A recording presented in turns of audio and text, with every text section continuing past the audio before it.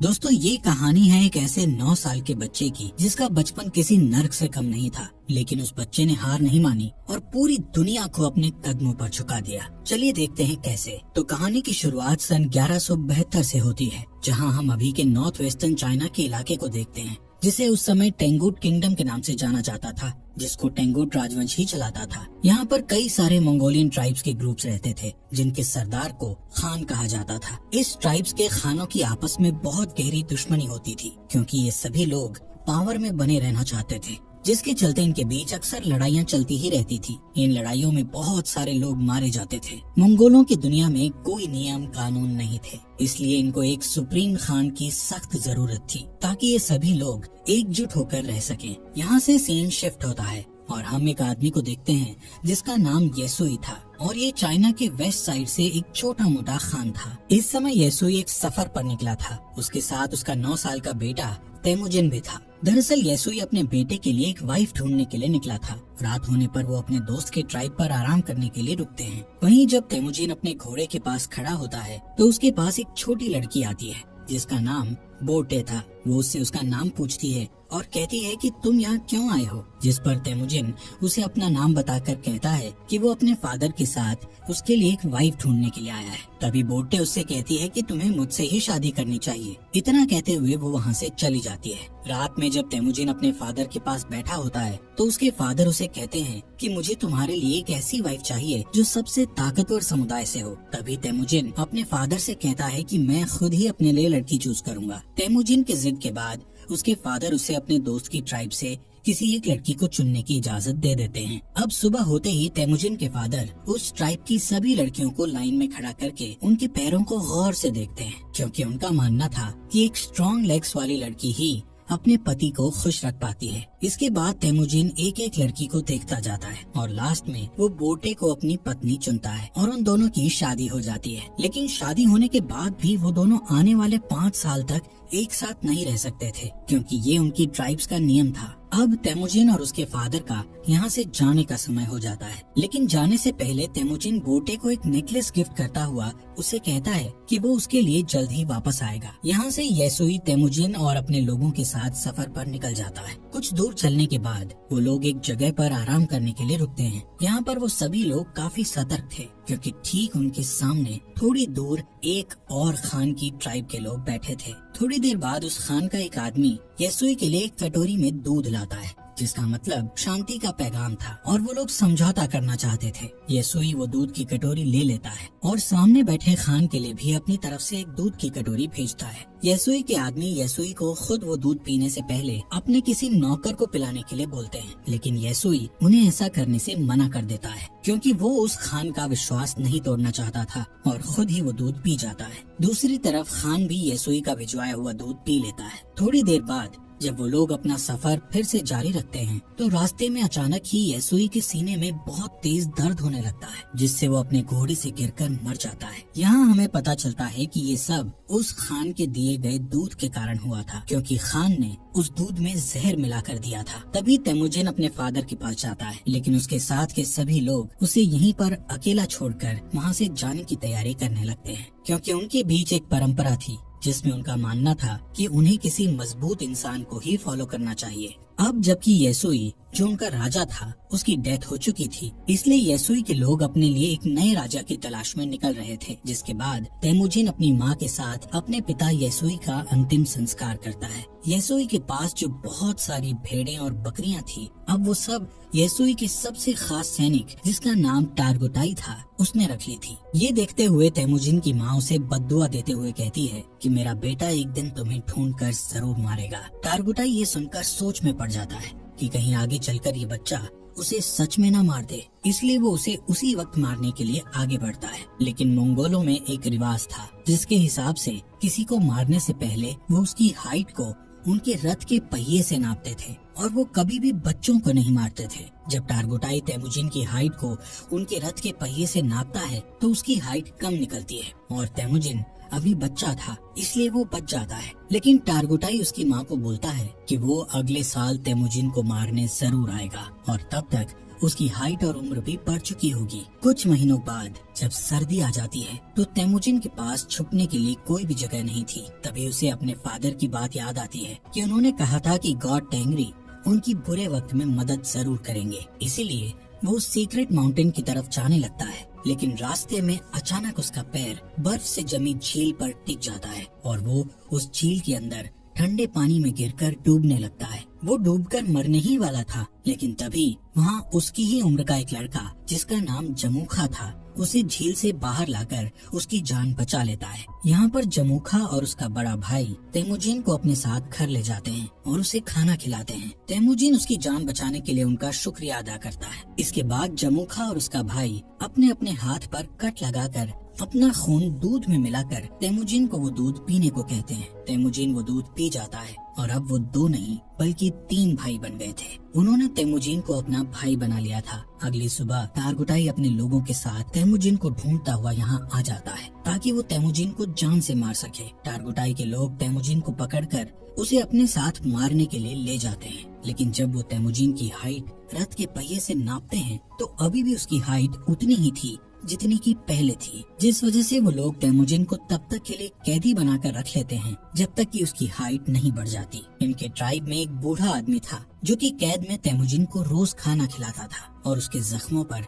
मलहम पट्टी भी करता था। कुछ दिनों बाद टारगुटाई फिर से तेमुजिन की हाइट नापता है, लेकिन अभी भी उसकी हाइट उतनी ही थी। इसी टाइम पर यहाँ बारिश होने लगती है और सभी लोग भागकर अपने अपने तंबू में चले जाते हैं। इसी बात का फायदा उठाते हुए वो बूढ़ा आदमी तेमुजिन को वहाँ से छुड़ाकर भगा देता है। तेमुजिन भागता भागता बहुत दूर चला जाता है। उसके गले में एक भारी लकड़ी का फंदा भी बंधा हुआ था, लेकिन कैसे भी करके वो उस पहाड़ पर जाता है जहाँ पर उसके फादर ने बताया था। वहाँ वो गॉड टेंगरी से विश मांगता है कि अचानक तेमुजिन को वहाँ एक सफेद भेड़िया दिखता है, जिसके तुरंत बाद उसके गले में बंधा हुआ लकड़ी का फंदा भी अपने आप ही खुलकर नीचे गिर जाता है। यहाँ से सीन कट होता है और हम सन 1186 में तेमुजिन को देखते हैं, जो कि अब एक नौजवान लड़का बन चुका था। लेकिन तेमुजिन अभी भी टारगुटाई के लोगों से बचकर भाग रहा था। कई सालों से टारगुटाई के लोग तेमुजिन को ढूंढ रहे थे और एक दिन वो तेमुजिन को ढूंढ ही लेते हैं और उसे पकड़कर फिर से कैदी बनाकर उसी लकड़ी के फंदे में रखते हैं जिसमें उसे बचपन में रखा गया था। अब क्योंकि तेमुजिन की हाइट और उम्र बढ़ चुकी थी, इसलिए उसके मरने के चांसेस बहुत ज्यादा थे,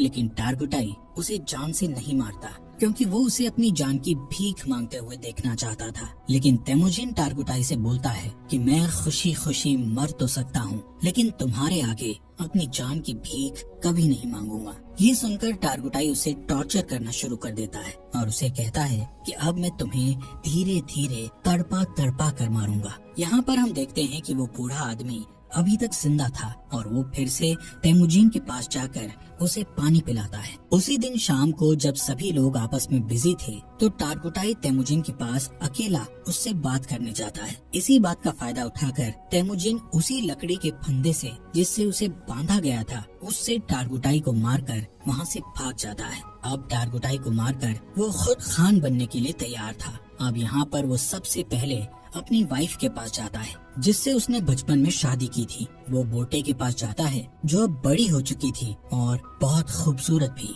बोटे उससे कहती है कि मैं कई सालों से तुम्हारा इंतजार कर रही थी और अब फाइनली वो दोनों साथ थे। कुछ देर बाद वो लोग यहाँ से निकल जाते हैं। यहाँ से तेमुजिन सीधा अपनी माँ और बहन के पास उनसे मिलने जाता है। तेमुजिन को इतने सालों बाद देखकर उसकी माँ और बहन बहुत खुश थे, लेकिन एक दिन इनके ऊपर मर्किट ट्राइब के लोगों का अटैक हो जाता है। कई साल पहले तेमुजिन के फादर ने इस मर्किट ट्राइब के खान की मदर को किडनैप किया था और तब इस ट्राइब के खान ने कसम खाई थी कि वो अपनी माँ का बदला जरूर लेगा। और अब ये लोग यहाँ बोटे को किडनैप करने आए थे। बोटे और तेमुजिन दोनों यहाँ से भागने की कोशिश करते हैं, लेकिन तभी एक तीर बोटे को लगता है जिससे वो अपने घोड़े से नीचे गिर जाती है और वो लोग उसे किडनैप कर लेते हैं। दरअसल मर्किट खान बोटे को अपनी वाइफ बनाना चाहता था, वहीं दूसरी ओर तेमुजिन अपनी वाइफ बोटे को वापस लाना चाहता था, जिसके लिए वो अकेला काफी नहीं था। इसलिए वो मदद के लिए अपने पुराने भाई जमूखा के पास जाता है। यहाँ जमूखा भी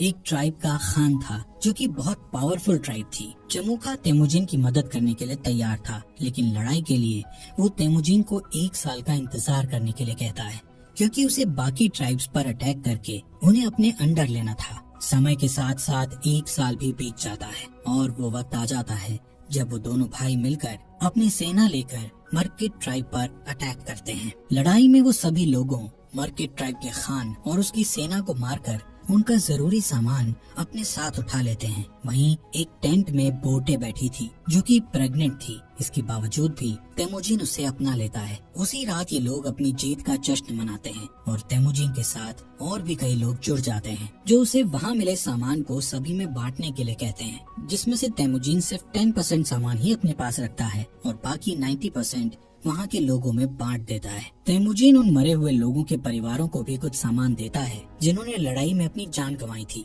तभी यहाँ जमुखा के 2 लोग ये सब देखते हैं और तेमुजिन की ट्राइब के साथ जुड़ जाते हैं। अब क्योंकि मंगोल्स में शुरू से ही ये नियम था कि वो अपने खान को खुद ही चुन सकते थे, जिसमें जमुखा चाहकर भी कुछ नहीं कर सकता था। लेकिन ये देखकर कि उसकी ट्राइब के 2 लोग तेमुजिन की ट्राइब में चले गए हैं, उसके मन में तेमुजिन के खिलाफ दुश्मनी बढ़ जाती है। नेक्स्ट सीन में तेमुजिन के आदमी जमुखा के आदमियों को उनके घोड़े चुराते हुए देख लेते हैं। तभी जमुखा के आदमी बचकर वहाँ से भागने लगते हैं, जिसके बाद तेमुजिन के आदमी गुस्से में गलती से उन्हें जान से मार डालते हैं। लेकिन जब वो लोग जमुखा के उन लोगों को देखते हैं तो उन्हें पता चलता है कि उनमें से एक आदमी जमुखा का बड़ा भाई था। और अब जैसे ही जमुखा को इसके बारे में पता चलता है तो वो तेमुजिन को जान से मारने की ठान लेता है, क्योंकि उसे अपने भाई की जान का बदला लेना था। जिसके लिए जमुखा आसपास के और ट्राइब्स के खानों से हाथ मिला लेता है और अपनी एक बड़ी ट्राइब बनाकर तेमुजिन की ट्राइब पर अटैक कर देता है। तेमुजिन जानता था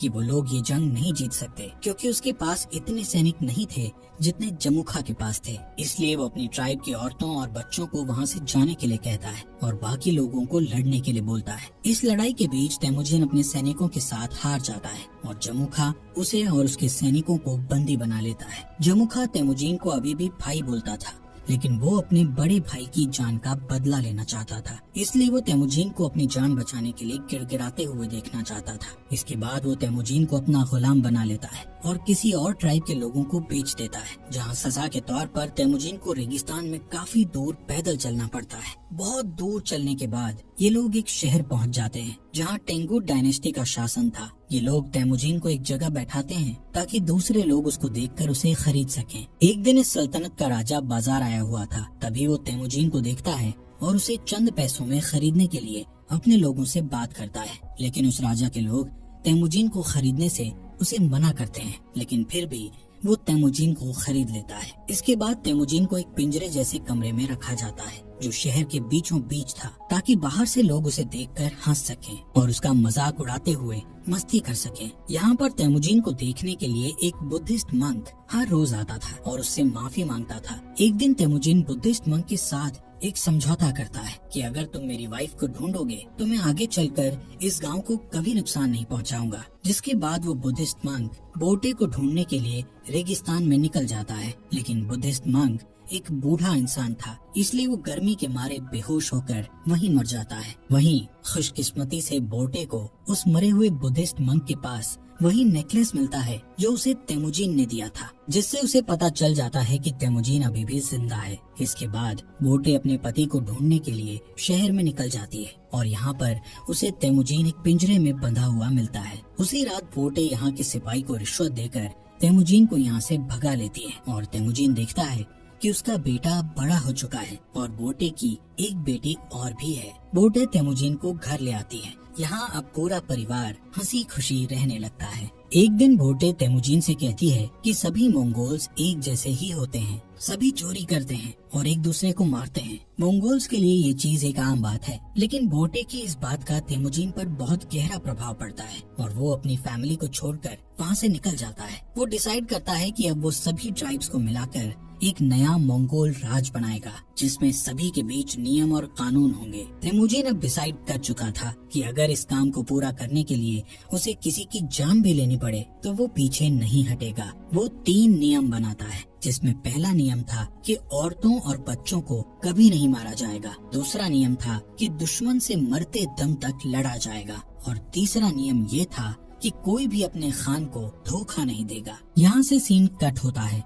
और हम सन 1196 को देखते हैं, जहां कई साल पहले तेमुजीन ने कसम खाई थी कि वो मंगोल की बड़ी आर्मी बनाएगा और अब उसने बहुत सारे ट्राइब्स को जीतकर एक साथ जोड़कर एक बड़ा मंगोल बना लिया था। अब उसके रास्ते में एक ही रुकावट थी जो उसको राजा बनने से रोक रही थी, और वो रुकावट और कोई नहीं बल्कि उसका भाई जमूखा ही था। जमूखा के पास भी एक बहुत बड़ी आर्मी थी और वो दोनों एक जंग के मैदान में अपनी पूरी आर्मी लेकर लड़ाई के लिए तैयार थे। यहाँ पर तेमुजीन जमूखा को उसका भाई होने के नाते उसके साथ जंग करने के बजाय उसको समझाना चाहता था, लेकिन जमूखा जल्दबाजी में बिना कुछ सोचे समझे अपने बहुत सारे सैनिकों को लड़ाई के लिए भेज देता है, जिसके नतीजे में उसके सभी सैनिक मारे जाते हैं। कई घंटों तक लड़ने के बाद तेमुजीन आखिरकार उससे जीत जाता है और जमूखा के साथ उसके कई सारे आदमियों को जिंदा कैद कर लेता है। तेमुजीन जमूखा के बचे हुए सिपाहियों को मारने के बजाय